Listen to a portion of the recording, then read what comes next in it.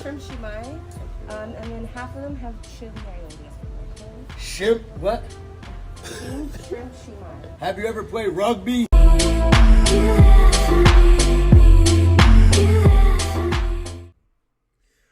What is up, YouTube?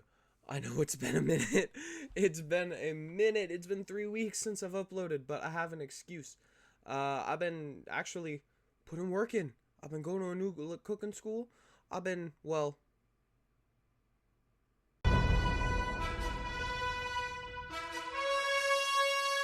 But, so I haven't, it's a valid excuse. I'm not just being lazy, I swear. But this is, I know there's a kind of a backlot, or a backline, or whatever you want to call it, an amount of videos that I need to watch, and I can't promise, I might not get to them. I might not get to them. I know there's a couple bangers that I want to watch. Goji Center's uploaded a couple, and Goji Guys has uploaded one or two. I promise I'll still react to Slick videos. That will always be my go-tos, but I can't promise that I'll be able to get to every video that is in the backlog, because there's a bit. But this one has got my eye particularly, because I just finished watching Demon Slayer, the show, and I watched the show so I could catch up and watch the movie. The movie was good. Akaza's my favorite character, so if you've seen the movie, you know why I love the movie. But speaking of another movie I love, K-pop Demon Hunters. Now, I thought Huntrix was gonna beat Godzilla, or GMK, at least in Goji Guys video, but I'm sorry, they're not beating the Upper Moons. Now, I don't know what Upper Moons he's gonna use. I'm assuming it's gonna be Gyutaro, Gyoko, Hatengu, Akaza, Doma, and Kokushibo. I don't think he's gonna use Nakime, Zenitsu's brother, and Daki. I don't think he's gonna use them. Although if it's the 9 moons versus the 5 Saja boys, Saja boys are not winning this one. At least they better not. They better not. Don't disrespect the actual scary demons, or the cooler demons. I'm so sorry. I'm so sorry, K-pop Demon Hunter stands. I love that movie as much as you guys do, but nah, the moon's got this. The moon's got this. So anyway, let's get into it.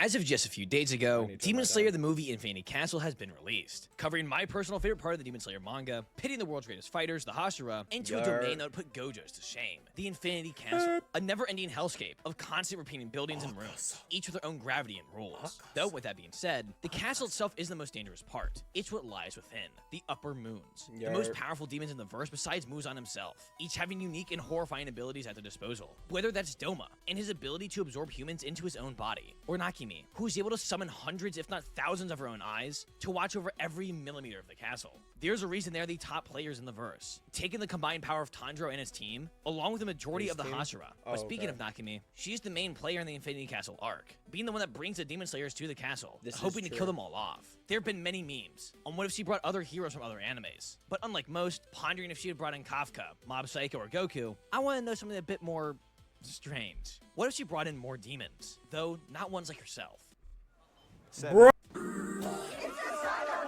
The Saja boys. I'm gone for 3 weeks and they instantly hit me with ads. Being a K-pop boy band, Senpai Kima himself. Despite, yes, I know, they look funny. They are immensely powerful in their own right. In this strange alternate universe, the K-pop Demon Hunter and Demon Slayer world coexist. Muzan being disgusted by Kima and his excuse of demons. Using Nakimi, Muzan wants to put his own demons to the test. Today, we match up Hunters and Slayers. Korea versus Japan. In today's video, we ask the question no one else has. The Upper Moons versus the Saja boys. Who would win? Hello Slayers and Hunters alike, I'm your host Goji Guy, and today is the channel's first ever Demon Slayer video, with plenty more to come down the road. In today's video, with 2 recent massive demon related IPs in the public eye, I thought why not pin the 2 main villain groups against each other, to see who will come out on top. Though with that being said, I'm a bit rusty on my Demon Slayer knowledge, so I've brought a friend and one of the best Demon Slayer scalers there is. Crafty, come on up. Thank you Goji for having me. I'm Mr. Crafty from Rat Mr. Crafty Kushibo? Skills, and on my channel I predominantly go over anime, game, and some comic scaling content. So if you're interested in that stuff, come on by. We're trying to hit 10K by the end of the year, so anyone is welcome. Go sub to That's bro, right, go sub to Crafty. bro. With that being said, to anybody new watching, you likely didn't catch what I said a moment ago, but I know my recurring fans did. Did he say power scaling? Yep. I sure did. For the second time in this channel's history besides Spectre Man, I will be power scaling. I normally am very much against it, but that is mostly towards Godzilla scaling as it sucks. But we'll still apply the same rules that we do when we do battle analyzing videos as we do here with power scaling. I myself will cover the Saja boys, as I cover Demon Slayer. So, will the Upper Moons burn this boy band like the sun? Or will the Saja boys have new souls to feast on? Grab yourself a snack and get comfy, as today we answer that very question. But first, Nah, the Moons rules. got this. This is a super complex battle. So, what are the factors? Well, firstly, we're using the whole Saja boy team. That being Mystery, Abby, Romance, Baby, and Gino. While the Upper Moons will have their own list, those of being Gyataro, Daki, Gyokyo, Namaki, Akaza, Doma, and of course my goat, Kokushibo. So we have a 5. Gyokyo, Who are they using? Gyutaro, Daki, Gyoko, or Gyoko. While the Upper Moons will have their own list, those of being Gyataro, Daki, Gyokyo, Namaki, Akaza, Doma, and of course my goat, Kokushibo. So they're using 6, but they're not using Hatengu or... A 5v7.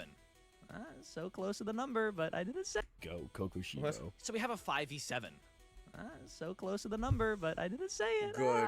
You can't say it.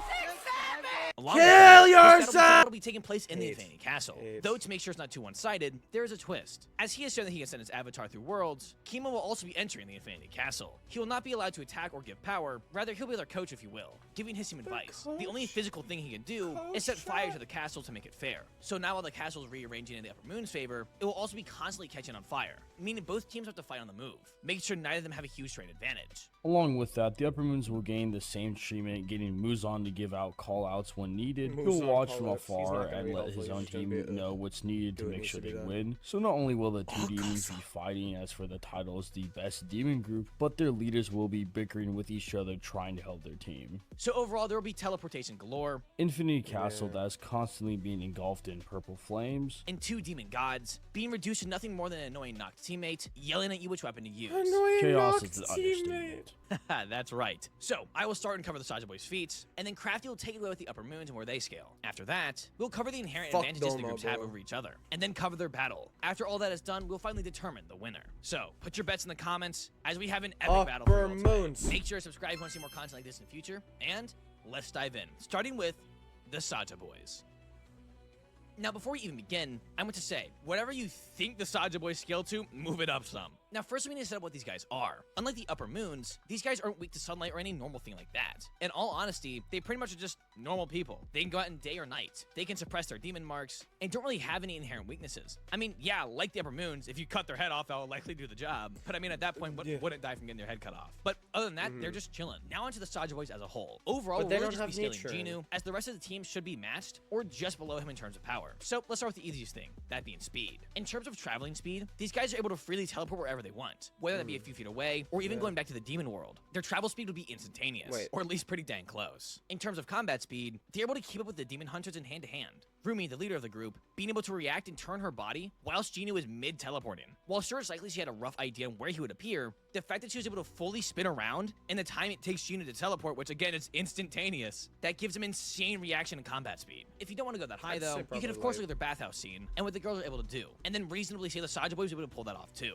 In terms of reaction speed, again, it comes down to the teleportation shenanigans. Rumi being able to perceive and process Gino's teleportation and stay up to speed with him just for Gino to then also match her in combat further supports the idea that their speed should be more or less the same in terms of fighting. Next up is their AP, or to my casual fans, how hard can they hit? Well, in most videos I explain this by how many tons of force Godzilla can lift or hit with. For this, we're going the traditional explosive yield route. For this, we'll be looking at the normal basic demons, as they would of course upscale that, and then looking at the Huntrix team. Though when it does come to Huntrix, we can really only use up to right here, as after this they get a pretty big power creep, and would likely have surpassed the Saja Boys at that point. To start, we see the plane crew demons are able to rip apart a jet in a matter of seconds, which at minimum does feel like a power scaling video, though. Other than that, the best thing they do is they take an insane fall from Goji's altitude, likely hitting the ground with the same force of a missile. But now onto the girls. Now this line is a bit iffy, as the entire scene is up to interpretation, as is a question whether or not if the blue glows from their re-entry or from their weapons. But then you'll get into the debate if normal people can see their weapons along with the Honmoon in general, and if they can see the weapons, how can they not see the Honmoon, along with a whole other can of worms, and then other stuff like how high they really were, how much do they weigh, blah blah blah blah blah. Overall, a conservative guess would be that they likely hit the ground with building level force. The demons also taking this fall is backed by this whole plan thing from earlier, and given they show no damage, we can say that they quote unquote no-selled it. So this should be able to handle up to 10 times more force before they start to show damage. Then to further add on, the girls then one-tap the demons. That can take that 10 times level of force, which to one-tap a person,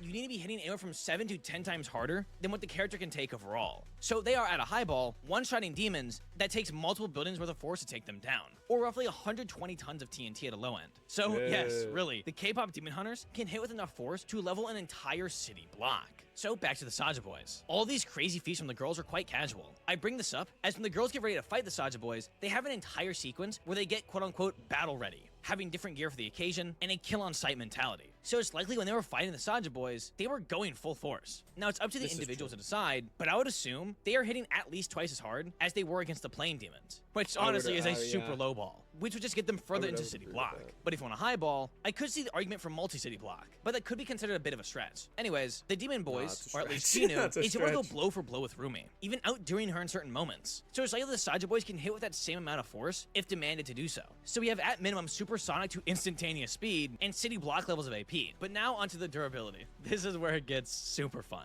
All right, let me cook. All right, for this, unlike the rest, we're actually playing with Kima himself for no reason. Anyways, we see a prime Kima from the past. This version of him likely being the one that Genu refers to as being able to tremble or shake the earth with a simple roar. Being able to shake the earth to really any degree, at minimum, is a country level feat. But it can be argued to multi-cons and have it still be relatively casual. Now, I don't think Genu was exaggerating when he said this. I only see Kima, at least in the past, was at the time well, if we're on doing this fuck-ass feat, We also get then the yeah, they're gonna beat that the not only fucking adds on, moons. but adds validity to the previous one. That being the fact that during the Your Idol performance, when Kima appears there, whether his avatar or not is up for debate, at least until the next film comes out, but regardless, he not only grows in size and in turn power greatly, but he grows so much that he unlocks a new form, that being a face. As we see after his defeat, a dark cloud is lifted from Earth, so by his mere presence, imagine being able to put the world into darkness, which being able to do that from just, you know, being there, would give him multi-con if not more. But now onto the biggest feat.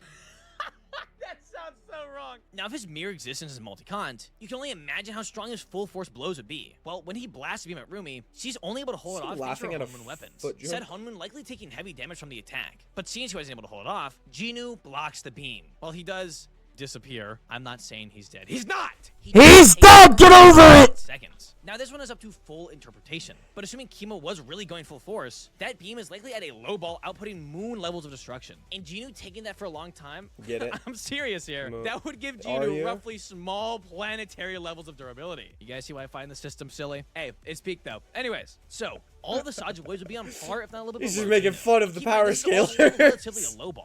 So if you want to go for the absolute low ball, you have supersonic combat speed with instantaneous travel speed, building level AP, and country levels of durability. Or at a mid ball, that being what I'll be using, they have teleportation, combat, and reaction speed, city block levels of AP, and yes, really, anywhere from moon to small planetary levels of durability. Now, a disclaimer that many of you I know already have picked up on is the scaling chain is heavily reliant on interpretation, and it's a wobbly foundation to lean on. Sadly, though, until we get some tie-in media, like a book or behind-the-scenes info, we can really this song. Where's my 3-hour-long version, Netflix? Where is it? So maybe once the next film comes out, this will all be completely wrong. And hey, to anyone watching this after the sequel comes out, how is it? Let me know. Now, with all their stats laid out, what abilities do they have? This is where it gets really fun. Firstly, teleportation. I mean, I've already covered this pretty in depth, but unlike the upper moons, that need to rely on their fellow moon to teleport them, the Saja boys can do it whenever. To add on, making it even easier for them to traverse the Infinity Castle, they can fly. Plain and simple. They can fly. They also have shape-shifting. While it's only used to a slight degree, we see that much weaker demons are able to fully change their appearance into Mira and Zoe. So it's reasonable to assume these guys are just straight up transform into Kokushibo or Akaza. They have fire resistance. They can blast out shockwaves with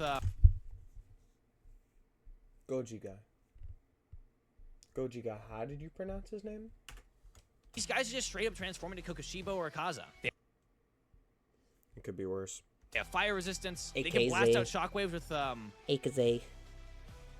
Dworking! And while it's a bit iffy, it does seem with that Kima's help of gaslighting, they can put their foes into a mind-controlled state. Pretty much just calling out the person's flaws. But now onto their two most important abilities. Firstly, reality manipulation. As seen in their Soda Pop performance, they can summon structures out of the ground, along with changing the brightness and vibrancy. So there's an argument to be held that they could just make the Infinity Castle white and blast it to the brightness of the sun, blinding the upper moons in combat. But the most important one. Now, while the Saja boys could try to inflict enough damage to kill the upper moons, their most reliable attack is one that no one in the Demon Slayer verse has done yet. That being soul absorption. As you see, the demons still have souls. They're just more or less corrupted, if you will. Shit, chat, and when I souls don't know taken, the manga they stuff. just vanish. Chat, I'm gonna get spoiled, AKA, they die. So all the Saja boys have to do is grab onto where they're fighting, hold on for dear life, and suck Was their that soul hot out, shot? killing them. Did So that with turn all you of my guys on? Saja talk out of the way, it's time for upper.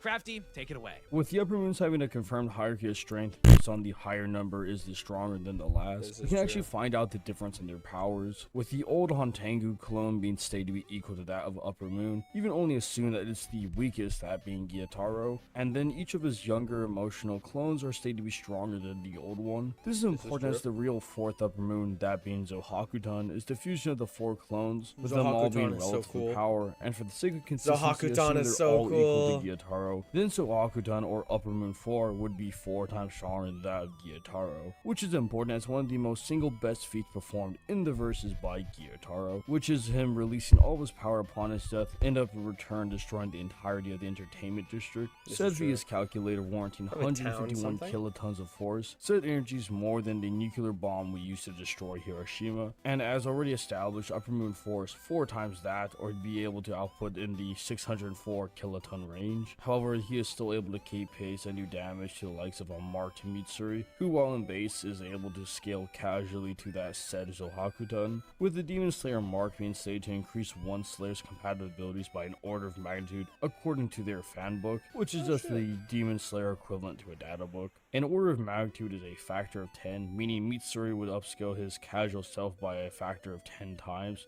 or come to be able to produce energy equivalent to around 6 megatons of TNT, which is enough energy to wipe cities off the face of the earth. And not only does a full-scale Zohakutan scale to this, but every Upper Moon after him as well, but just to a far higher extent. With the demon's speed being just as impressive as their power, assuming the weakest Upper Moon is equal to that of Tengen, Sun who's able to cut his explosions faster than they can explode, and the majority of them scale above this, such as the likes of Mitsuri, who can dodge multiple lightning bolts. Said feats get between the Mach 1000 to even 2000 range, which are all done without if their they're Slayer scaling marks, Demon Slayer which like could be this, I want to argued see them give an extra scale 10 Jujutsu times Kaisen. amp Holy on shit! top of that already massively hypersonic speeds. I always However, hear the people highest end comes from the scale two Demon statements, Slayer that being the fucking lights of Zenitsu in his low. 13th form, stated Like- to be according to the fanbook like that he's as low. fast as a flash of light, which would just Except for grant Yuriichi. light speed movement, or how Hontengu's Sadness clone spear attacks are said to be a light attack within the novelization, which Oh, an shit, unmarked really? Mitsuri can react to intercept multiple of them. And something to remember, the top 3 moons are just completely beyond this, it's not even funny, and the likes of Kokushibo has access to the transparent world, a sword technique that allows one to dramatically increase their own perception of speed and time, to the point I where they gotten can there see yet. people who would be either equal if not slower than themselves, placing most of the low tier upper moons at that massively hypersonic range, with the upper tiers being that speed of light if not faster than light range. Well, shit. Thank you, Crafty, for that. Now with both combatant stats in mind, let's cover the battle. Muzan commands Nakami to bring the strongest demons there are, to test and see if his upper moons are truly the greatest there is. Nakami obliges, door is opening. But rather than a fall, getting a it's description? quiet. No yelling, no confusion. Then they float down, draped in long black cloaks, That would be hovering kinda side by aura. side. The Saja boys. Demon marks active. Muzan looks and laughs, but quickly stops, sensing a beam. One far stronger than himself. Purple flames blast at the door, catching the surrounding castle ablaze. A smile emerges from the fire. Comes to play. Muzan calling his best of the field. I'm sorry. Daki, Gyoko, Nakami, Akaza, Doma, and dropping to the ground last, steam blowing out of his mouth, Kukushibo. The Saja boys are impressed. Muzan and Kima have a silent agreement to not intervene, as they are curious to see the outcome as well. And then, the battle begins. Firstly, off the bat, Nakami will be doing the heavy lifting for the upper moons, using her eyes to see and teleport the upper moons away from the Saja boys, while she also has to change the castle throughout the battle. To make sure she's protected, Bro, Akaza the- stands by to keep the her safe. sheer Kima tells like, the boys who to size attack. of the Abby against castle is Daki, Baby ridiculous. against Doma, Gyuko against Wait, Mystery, I didn't hear. safe. Kima tells the boys who to attack. Abby against Daki, Baby against Doma, Gyuko against Mystery, and Romance and Gino against Kukushibo. A fight between Abby and Daki would be interesting. Daki stands by to keep her safe. Kima tells the boys who to attack. Abby against Daki, Baby against Doma, Gyuko against Mystery, and Romance and Gino against Kukushibo. Who's A fighting fight between Akaza? Abby and Daki would be interesting. Daki off the bat, like she does in the entertainment district, tried to mess with Abby, like she did with the rich men that she manipulates. But after seeing us doing nothing to him, along with her just barely dodging an attack, Muzan would chime in and tell her to focus on killing him. Daki would send out her ribbons at the castle. Muzan telling Nakami to help arrange him to be as useful as possible. Between going back and forth, Daki just barely dodges attacks, thanks to Nakami teleporting her non-stop. After a while, Daki would wrap her her ribbons around Abby, but that's when he would literally just rip through them with his sheer strength. Abby would quickly learn where she's being teleported to, that being his blind spots. He teleports to her and then behind himself, and as he thought, there she is. Grabbing onto her, he quickly sucks her soul out, and to his surprise, it works. Her body slumps to the ground. Odd that it's not vanishing, but he moves on. Kima seeing this will let the other Saja boys know. They have souls, and they die from the attack. Muzan also seeing what happened, will let the upper moons know, telling them to try and stay as far away as possible. Though pretty quick into this, Kima would notice an interesting noise. I feel like you'd be able to fight it off because they never tried to do it to Huntrix. He takes a look. Not even while they were sleeping. He has a suspicion, but waits to see, and he's right. Every time she plays her instrument, an upper moon is teleported, or the castle as a whole changes. Kima shouts at Romance to deal with her. Romance would teleport there, and Akaza quickly attacks him and teleports away. Romance suddenly in an empty room. Muzan would signal all of his moons to stay near Nakami. If she goes down, they all do. All the moons are brought into the same area. The Saja boys doing the same. Doma and Baby continue the battle. Baby coughs as Doma's ice enters his body, but thankfully due to his nature, he doesn't really have cells that can get killed off in the first place. Underneath his skin, it's just kind of light. The ice powers would be an annoyance, making it hard to get close, but after a while, Baby would just thug it out and steam plow through it. While that goes on, Abby is suddenly stabbed to the back. Gyutaro is out. That's why the body didn't vanish. There were two souls in one vessel, thanks to Gyutaro's sheer speed, who for once catches the Saja boys off guard, being bloodlusted over his sister's death. He kicks Abby downward far into the depth of the castle, while he intercepts Romance trying to get to Nakami. Ginu would try to get to Nakami, her body would but still she be keeps intact teleporting though, away, so and Kikoshibo keeps landing nasty hits on him. Ginu flies full speed, ramming through walls and windows, chasing down the ever-moving Nakami. Kikoshibo and Akaza tailing him and trying to attack, but he keeps teleporting. That's when Kima calls them to regroup. They need to work as a team. Muzan tells the moons to be ready for anything, and if push comes to shove, no matter what they do, they need to keep Nakami safe. After getting Kima's orders, they execute the plan, all shape-shifting into the moons. And secondly, they transform the castle. Nakami can switch it up, but the Saja boys can rewrite its code. They warp the castle and lock Nakami into one room. Wherever she teleports to, she's stuck in there. The rest of the boys go off to blend in with the other demons, making the moons confused on who's who. While Ginu appears in the room with Nakami, Akaza goes to throw a punch, but Ginu would blitz him and slice his arm off. Akaza reforms it instantly and goes for another punch, but Ginu simply uses his claws and slices off his head, and then proceeds to punch through his chest, turning him into nothing more than mist. Nakami tries to fight, but Ginu snaps her head I mean, we see what happens with Akaza. Killing the most important member to the upper moons. I could go on Decapitation and on doesn't but I do think none we'll to get him. it. Even with Nakami's help, the Saja boys will still pick off the upper moons. And the moment they kill off Nakami, the upper moons are toast. It might be a little disappointing to some of you, but unironically, that's how this fight would go. There would be some cool twists, like the two souls in one body, or Nakami's room, but other than that, when it comes to stats, the Saja boys slam. They hit harder, blitz by themselves rather than need somebody to teleport them, and are too durable to be damaged to the upper moons. Nah, bro, the moons win, bro. What you mean? Guys, editing Goji here, and I wanted to pop in and address a few things, as to make sure my fellow Demon Slayer fans don't even die. Firstly, if you want to lower ball the Saja boy's speed, as the whole teleportation stuff is kinda iffy, I don't blame you. It is a bit of a stretch, but at least usable in my eyes. Though even with that, even if we assume they're not that fast, the durability difference, in comparison to what the upper moons can dish out, would be like Quicksilver versus the Hulk. Yeah, the upper moons can land blow after blow, but all it takes is one hit and upper moon goes down. Along with that, if you still disagree, this debate really comes down to Kima versus Muzan, as both groups are their best fighters respectively. And while Muzan at most is a mountain to island level threat, Kima is a global threat. While I do concede the fact that the upper moons are for sure better in combat, the battle is really just a Saja boys versus the upper four. And again, the moment Nakami's gone, the rest fall almost instantly too.